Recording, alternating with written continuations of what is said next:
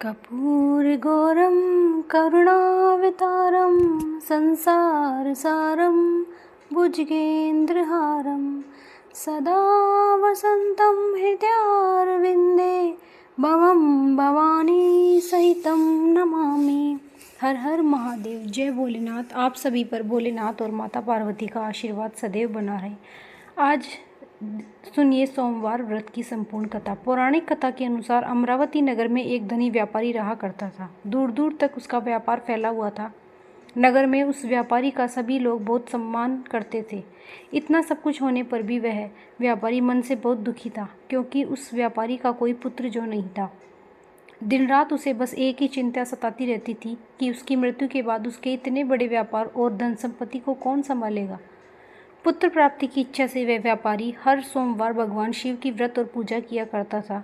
सायंकाल को वह व्यापारी शिव मंदिर में जाकर भगवान शिव के सामने घी का दीपक भी जलाता था। उस व्यापारी की भक्ति देखकर एक दिन देवी पार्वती ने भगवान शिव से कहा कि हे प्रभु, यह व्यापारी आपका सच्चा भक्त है। कितने दिनों से ये सोमवार का व्रत और पूजा नियमित कर रहा है। भगवान, आप इस व्यापारी की मनोकामना अवश्य पूर्ण करें। तब भगवान शिव ने मुस्कुराते हुए कहा कि हे पार्वती, इस संसार में सबको उसके कर्म के अनुसार फल की प्राप्ति होती है। प्राणी जैसा कर्म करते हैं उन्हें वैसा ही फल मिलता है। इसके बाद भी देवी पार्वती नहीं मानी। उन्होंने बार बार आग्रह किया और कहा कि हे महादेव, हे प्रभु, आपको इस व्यापारी की इच्छा पूरी करनी ही पड़ेगी। यह आपका अनन्य भक्त है। हर सोमवार आपका विधिवत व्रत रखता है और पूजा अर्चना के बाद आपको भोग लगाकर एक समय ही भोजन भी ग्रहण करता है। आपको इससे पुत्र प्राप्ति का वरदान तो देना ही पड़ेगा। प्रभु देवी पार्वती का इतना आग्रह देखकर भगवान शिव ने कहा कि हे देवी, तुम्हारे आग्रह पर मैं इस व्यापारी को पुत्र प्राप्ति का वरदान तो देता हूँ, लेकिन इसका पुत्र 16 वर्ष से अधिक जीवित नहीं रहेगा। उसी रात भगवान शिव ने स्वप्न में उस व्यापारी को दर्शन देकर उसे पुत्र प्राप्ति का वरदान दिया और उसके पुत्र के 16 वर्ष तक जीवित रहने की बात भी बताई। भगवान के वरदान से उस व्यापारी को खुशी तो हुई, लेकिन पुत्र की अल्पायु की चिंता ने उसे खुशी को नष्ट कर दिया। व्यापारी अब भी पहले की तरह सोमवार का विधिवत व्रत करता रहा। कुछ महीने पश्चात उसके घर एक बहुत ही सुंदर पुत्र उत्पन्न हुआ। पुत्र जन्म से व्यापारी के घर में खुशियां भर गई। बहुत धूमधाम से पुत्र जन्म का समारोह मनाया गया।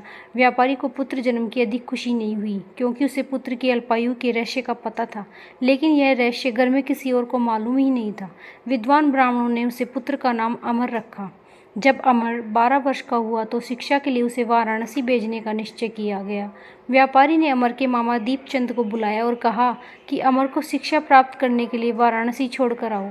अमर अब अपने मामा के साथ शिक्षा प्राप्त करने के लिए चल दिया। रास्ते में जहाँ भी अमर और दीपचंद रात्रि विश्राम के लिए ठहरते, वहीं यज्ञ करते और ब्राह्मणों को भोजन भी कराते थे। लंबी यात्रा के बाद अमर और दीपचंद एक नगर में पहुंचे। उस नगर के राजा की कन्या के विवाह की खुशी में पूरे नगर को सजाया गया था।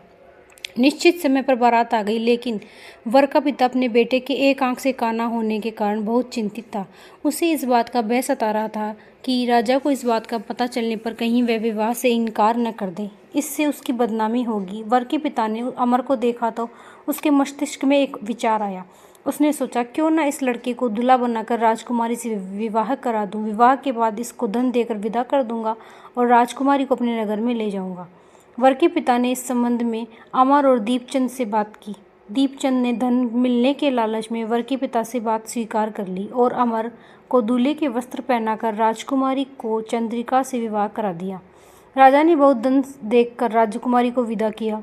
अमर जब लौट रहा था तो सच नहीं छिपा सका और उसने राजकुमारी के दुपट्टे पर लिख दिया, राजकुमारी चंद्रिका, तुम्हारा विवाह तो मेरे साथ हुआ था। मैं तो वाराणसी में शिक्षा प्राप्त करने जा रहा हूँ। अब तुम जिस नवयुवक की पत्नी बनना पड़ेगा वह काना है। जब राजकुमारी ने अपने दुपट्टे पर लिखा हुआ पढ़ा तो उसने काने लड़के के साथ जाने से इनकार कर दिया।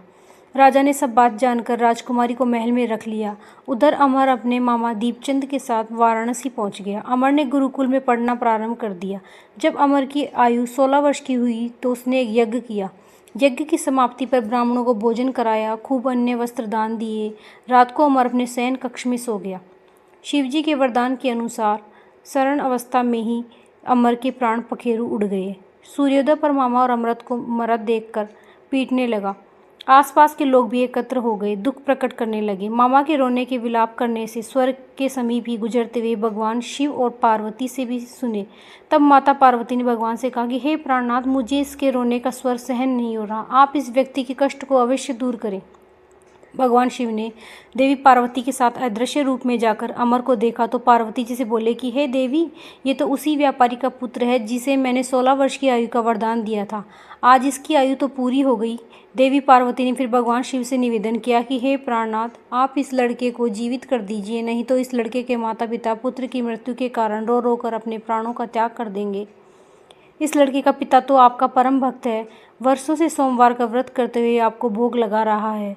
माता पार्वती के बार बार आग्रह करने पर भगवान शिव ने उस लड़के को जीवित होने का वरदान दिया और कुछ ही क्षणों में वह जीवित होकर उठा। फिर शिक्षा समाप्त करके अमर मामा के साथ अपने नगर की ओर चल दिया। दोनों चलते हुए उसी नगर में पहुंचे जहां अमर का विवाह हुआ था। उसी नगर में अमर ने यज्ञ आयोजन किया। समीप से गुजरते हुए नगर के राजा ने यज्ञ का आयोजन देखा। तब राजा ने अमर को तुरंत पहचान लिया।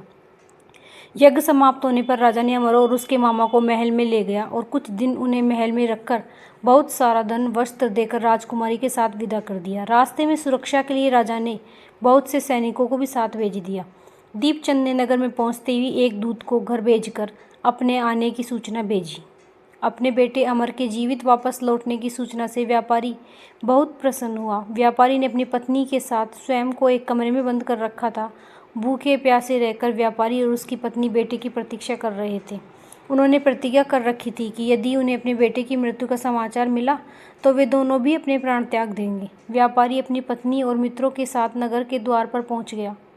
अपने बेटे के विवाह का समाचार सुनकर पुत्रवधू राजकुमारी चंद्रिका को देखकर उसकी खुशी का ठिकाना नहीं रहा। उसी रात भगवान शिव ने व्यापारी के स्वप्न में आकर कहा कि हे श्रेष्ठी, मैंने तेरे सोमवार के व्रत करने और व्रत कथा सुनने से प्रसन्न होकर तेरे पुत्र को लंबी आयु प्रदान की है। यह सुनकर व्यापारी बहुत प्रसन्न हुआ। सोमवार का व्रत करने से व्यापारी के घर में खुशियां लौट आई। शास्त्रों में लिखा है कि जो स्त्री पुरुष सोमवार का विधिवत व्रत करते हैं और व्रत कथा सुनते हैं, उनकी सभी इच्छाएं महादेव की कृपा से पूरी हो जाती हैं। सोमवार व्रत कथा समाप्त। राधे राधे।